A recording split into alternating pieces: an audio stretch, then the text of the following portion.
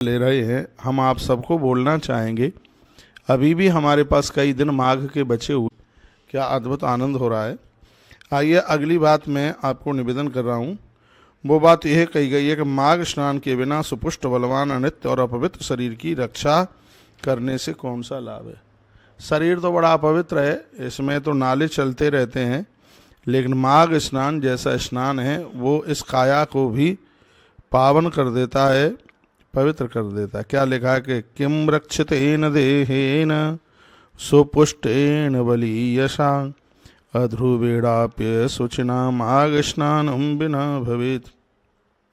ऐसे शरीर को फिर रख करके होता भी क्या है, जो शरीर भगवत कार्य में नहीं लगा, भगवान के काम में नहीं लगा, तो फिर उस शरीर को रख करके करेंगे क्या। ऐसा बताया गया। मनुष्य को चाहिए कि वह भगवान वासुदेव की प्रसन्नता के लिए, सभी पापों को नष्ट करने के लिए तथा स्वर्ग की प्राप्ति के लिए उसे माघ मास का स्नान करना चाहिए। प्रीतये वासुदेवस्य सर्व पापापनत्तये माघ स्नानम प्रकुर्वीत स्वर्गलाभाय मानवा। ये धरती के पापों को नष्ट करने के लिए और स्वर्ग प्राप्त करने के लिए माघ स्नान अपने आप में बहुत ज़्यादा महिमा युक्त है, कि जो कि संपूर्ण इस जिंदगी के और पीछे जो निकले हैं वर्ष, उन सभी पापों को जला करके राख कर देता है।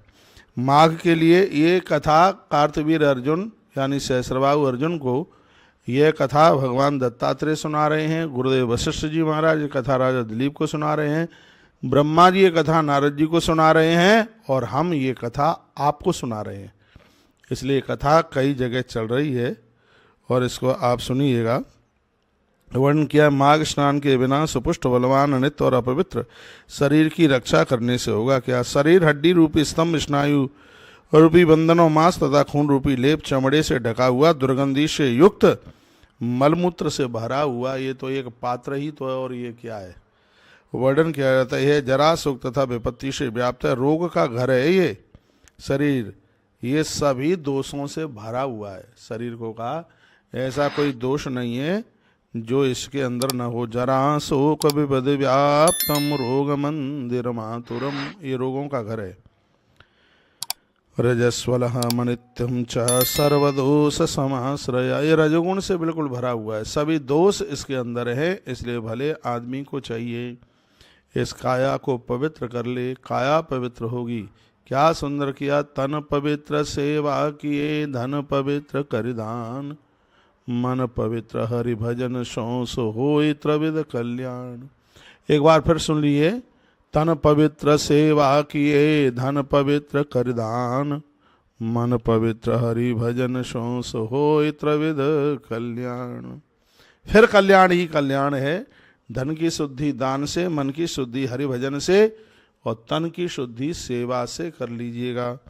ऐसा वर्णन किया गया। और क्या बात कही गई, कहा गया कि दूसरों को संतप्त करने वाला, आर्त दूसरों से द्वेष करने वाला, लोलुप चुगलखोर, क्रूर, कृतज्ञ तथा वासनाग्रस्त जो जीवन जी रहे हैं, माघ मास के स्नान के द्वारा ऐसे लोगों का भी तारण हो जाता है। दुष्परम दुर्धरम दुष्टम दोष त्रय समन्वितम, तीन दोष काम क्रोध और लोभ, इनसे भरा हुआ व्यक्ति भी यदि माघ स्नान करके भगवान नारायण की पूजा कर ले, इसमें सालराम भगवान की पूजा पर बहुत ज़्यादा जोर दिया गया है, उन पर तुलसी पत्र चढ़ाने की बहुत बड़ी बात कही गई है। यदि ऐसा कोई कर लेता है तो उसके संपूर्ण पाप हैं वो सगरे जल करके राख हो जाते हैं। इसमें बिल्कुल कोई भी संशय वाली बात नहीं है। तो बड़े भाग्यशाली हैं वह जो धरती पर सो करके और एक बार भोजन करके और माघ स्नान कर रहे हैं। ये भगवान की कृपा का ही प्रतिफल है, ईश्वर की कृपा के बिना संभव नहीं है।